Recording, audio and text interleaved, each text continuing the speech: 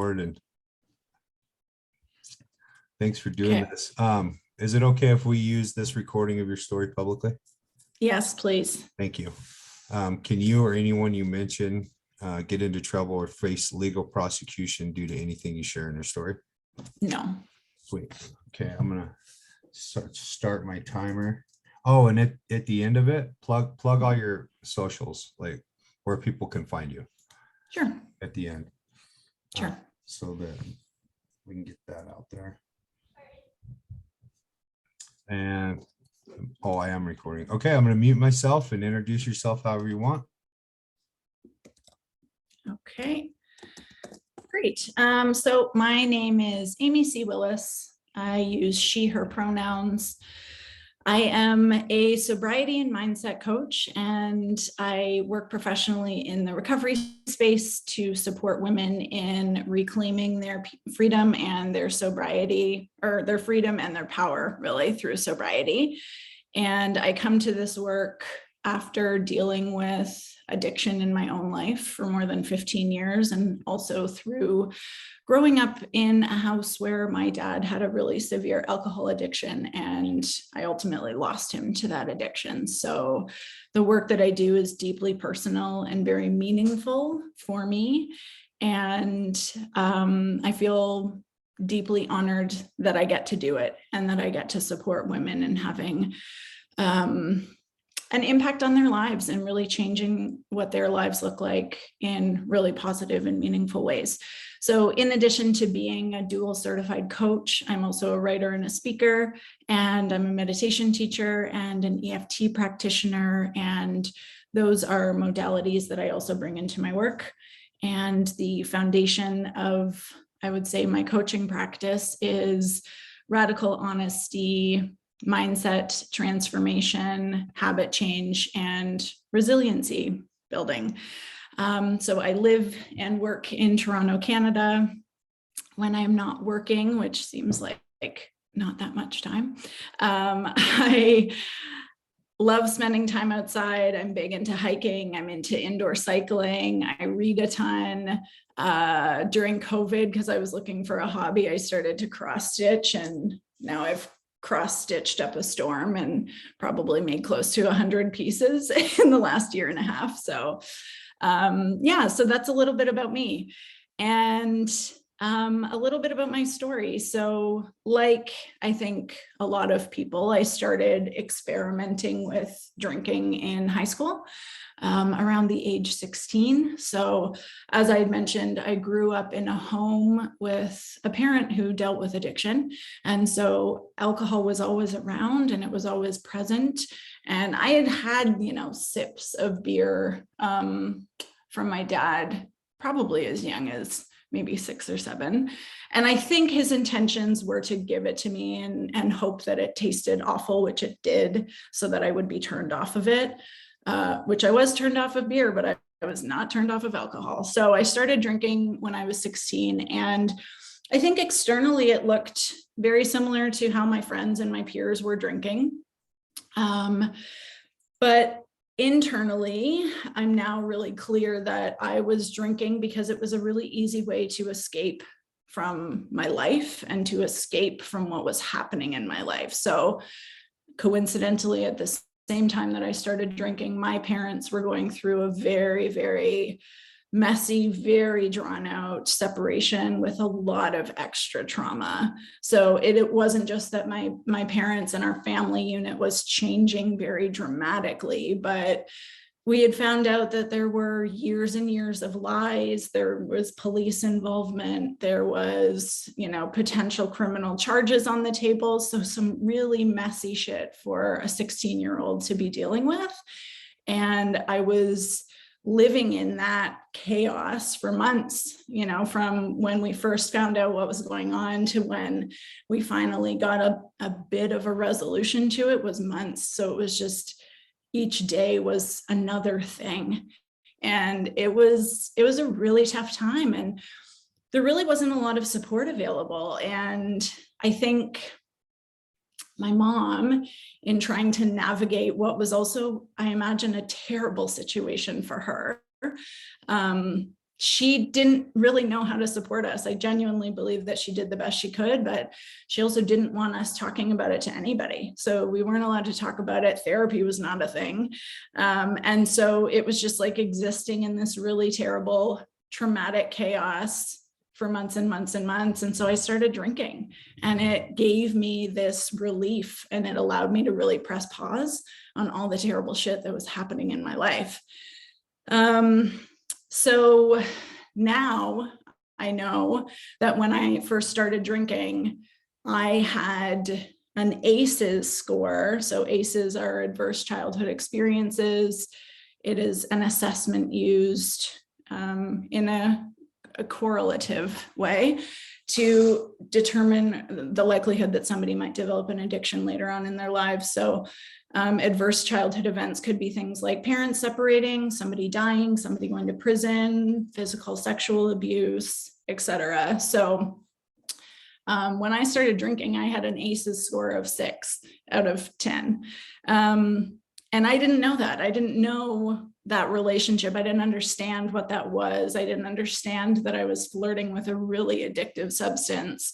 And so I feel now like I was going into the situation very blind. So anyway, that's sort of how it got started. And early on, I started to do things like hide my booze. I was drinking alone in my bedroom, probably within the first year or so of drinking, which, looking back on it now, feels like this huge red flag in terms of drinking behavior.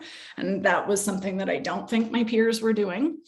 And, you know, as it does, my drinking and addiction to alcohol really progressed. So I regularly blacked out. I have tons of unaccounted for time in my drinking days, which is like really scary to think about now, especially as a woman. Like, I inadvertently put myself in a lot of really risky and unsafe situations because of my drinking. Like, I would regularly wake up covered in bruises and have no idea what had happened the last, I don't know, 8 to 10 hours, have no idea who I was with, how I got home, what I did, what I didn't do. So that was sort of my regular experience with drinking.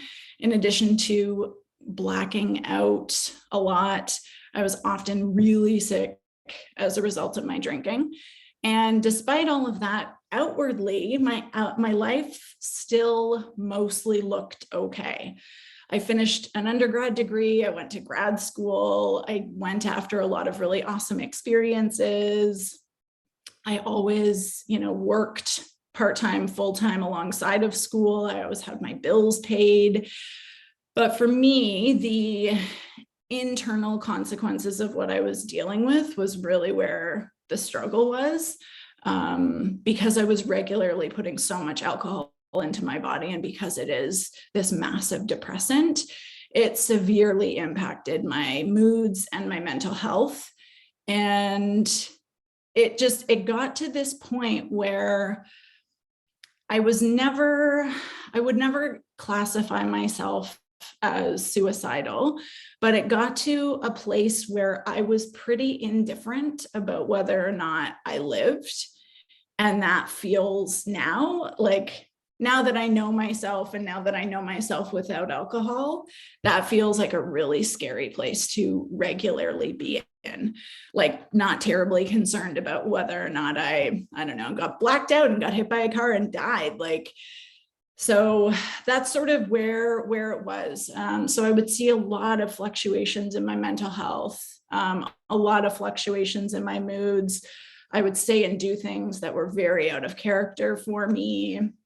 I would ruffle a lot of feathers. I would cause a lot of fights with people. And it just felt very, very destructive. So despite all of that, I kept drinking. And what ended up being the probably most impactful turning point was, in terms of my drinking and my addiction, as well as what happened next, was when I suddenly and unexpectedly found out that my dad had died. And that happened in 2014. And as I mentioned earlier, he had a really severe alcohol addiction, and he ended up drinking himself to death. And I said, it was sudden and unexpected. And for context, like, he and I had been estranged for years and we hadn't spoken. So it was very out of the blue, and very shocking to learn that he had passed away. So you might think that your father drinking himself to death would be an immediate change in my drinking, but it was not. So I kept drinking. I very much drank to deal with the pain and the grief of losing him. I definitely didn't quit drinking immediately. My addiction got a lot worse after he died. I was tremendously sad and really overcome with grief. And I didn't believe that I could handle or withstand the intensity of the feelings that I was experiencing. So I drank about it so I didn't have to deal with them. But pro tip, all the feelings are still there when you stop drinking. So sometimes it's better to just like lean in and deal with the shit. But anyway, hindsight is 2020. So I continued to drink heavily for another year, and sometime in 2015, it's like all a bit blurry, but after the acute grief had passed, I was still drinking a ton, but I was starting to ask myself different questions about the role that alcohol played in my life. And I really do think that losing my dad was a big part of those questions starting to bubble to the surface. So, if anybody out there is listening and they have experienced the death of a loved one or a parent, even having death so close to you really changes you. It changed me.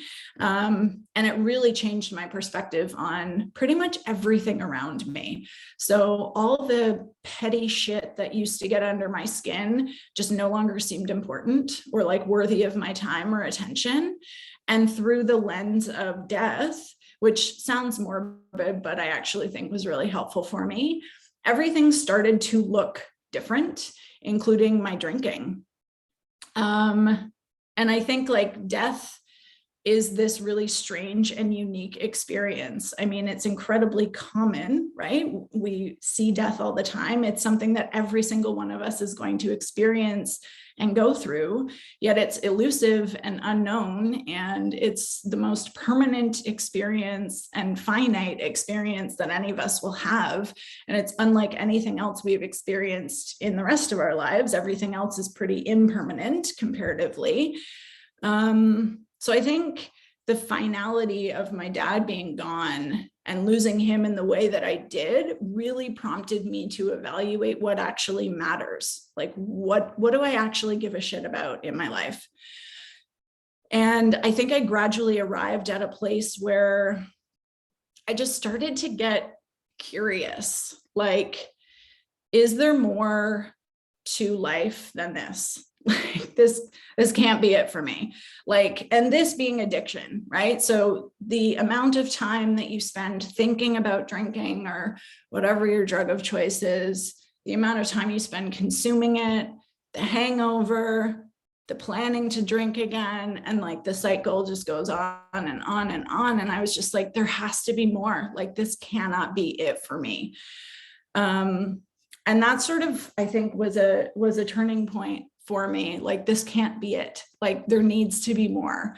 And I think around that same time, I started, in addition to the curiosity, just like that small voice inside of me that told me that, like, yes, there is in fact more. There is more available to you than this like vicious cycle that probably is just shortening your life, and it's ultimately going to kill you. And I didn't know what it was, and I didn't know what it was going to look like, but I just kept thinking or feeling, maybe it was my intuition, which like in my addiction, I got so disconnected from that it was just hard to even know what's what. But I just kept feeling like I am here for a different purpose. I'm supposed to be doing something that's bigger than this and more meaningful than this. And I am wasting my days and my life drinking and being hungover. And so from that place of curiosity and just kind of wondering like what else is possible, over the next year, I sort of tried to get sober, and I'll be the first to say that it was very half-assed, like very, very. I approached it in a very non-committal way, like, oh, maybe I'll just not drink for a couple of days and see how it goes.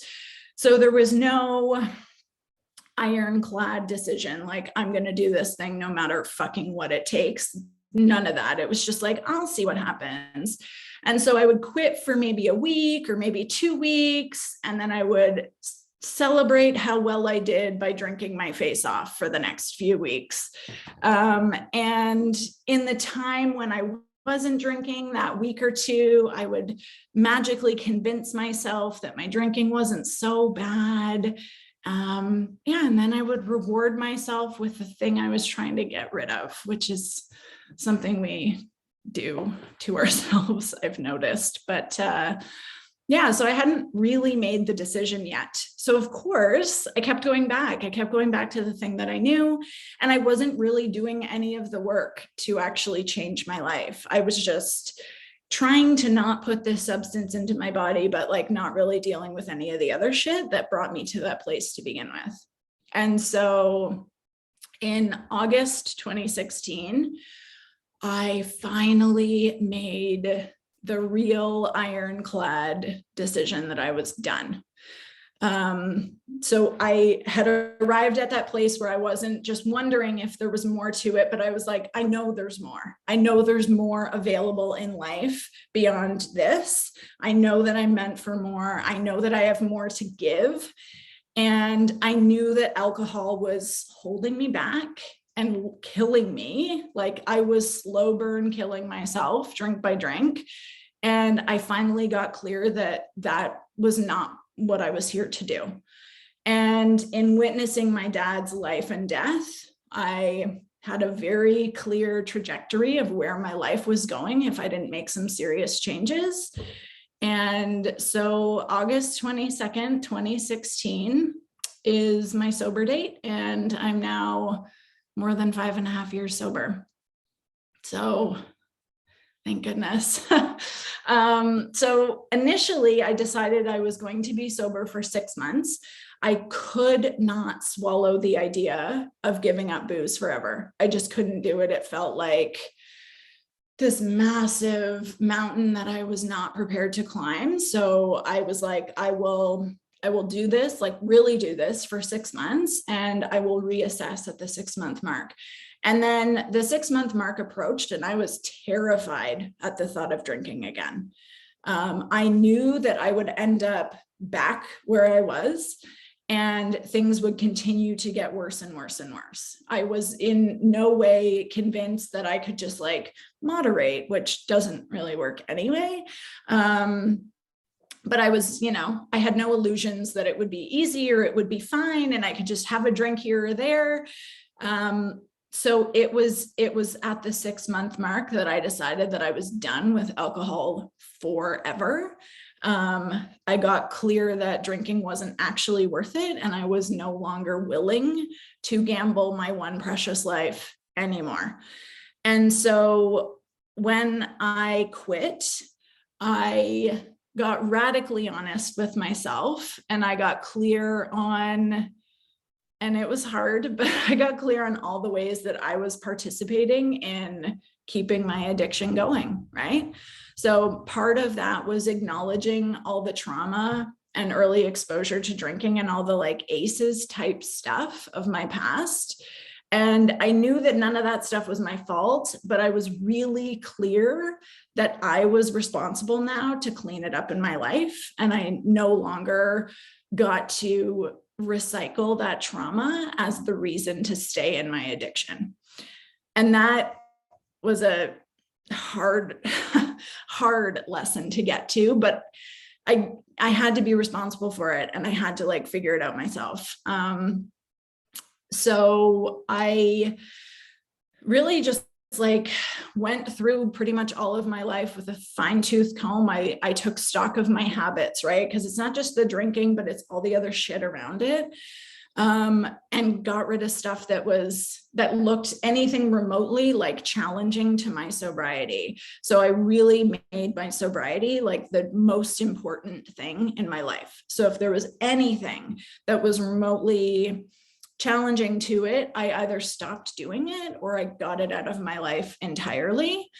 I connected with other sober women online to just find some hope and find evidence that other people had gone through what I had gone through and they had made it out the other side and they liked their lives, right? I wanted to find some inspiration and ultimately just feel less alone in how I was feeling and what I was experiencing.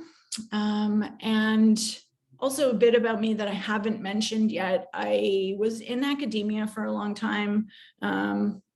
I read a ton. I have a research-based master's degree. And so when I'm looking to change something in my life, I like hit the books and I look at research. And I read everything I could get my hands on to better understand addiction, the neuroscience behind it, like what's actually happening when we put alcohol into our bodies. And I found that information was super helpful in clearing up my relationship to drinking, because there is so much misinformation out there right now about alcohol. And so, I got the facts and I read other people's stories, and that was tremendously helpful. And then other things, like I developed rock solid boundaries for my life and myself. And my relationship with alcohol has totally changed. My relationships in my life change.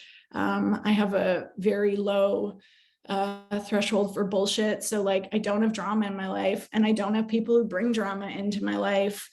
And through this process, I also actually learned like how to take care of myself, which is something that I didn't really know how to do until I got sober.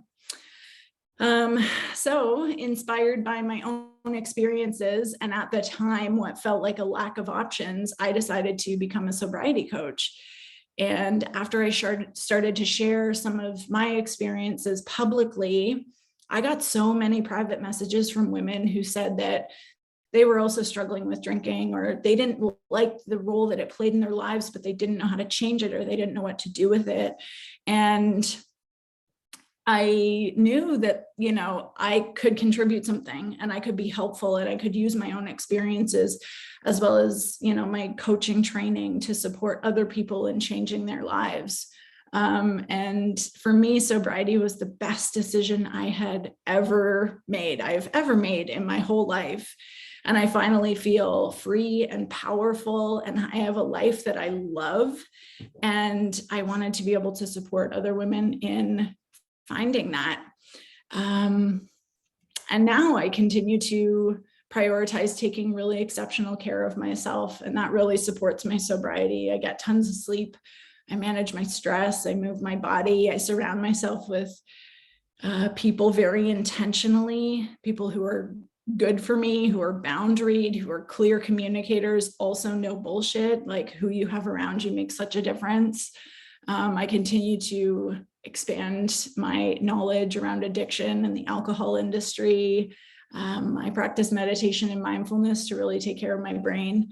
And really through my work, I am continually inspired by my clients and their journeys. And in some ways it feels like they're also really helpful in bolstering my sobriety as well. So that's a bit about my story. And for anybody listening, if you were thinking about quitting drinking, I would just offer that it is never too late or too early to change your life. You do not have to wait for things to get worse before they can get better. So regardless of what's already happened, you have a say in what happens next. So just like remember that, because I know that sometimes that can feel, we can forget, right? We can forget that we have a say. I also want to just remind folks that They already have, you already have everything you need inside you to create change, and you have the power to do it. And sometimes that change just looks like saying yes to something and no to something else. And that can be your starting point. And I know sometimes we get stuck on the question of, am I an alcoholic or not? So maybe instead of asking that, maybe ask a question like, is alcohol supporting the life that I want to live? Is alcohol serving me in a positive way? Is alcohol propelling me forward or holding me back?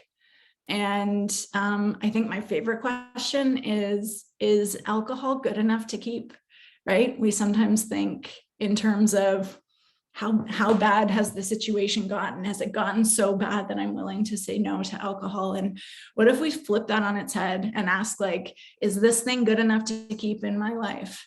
And I think finally, getting genuinely curious about your relationship to drinking is a really great place to start.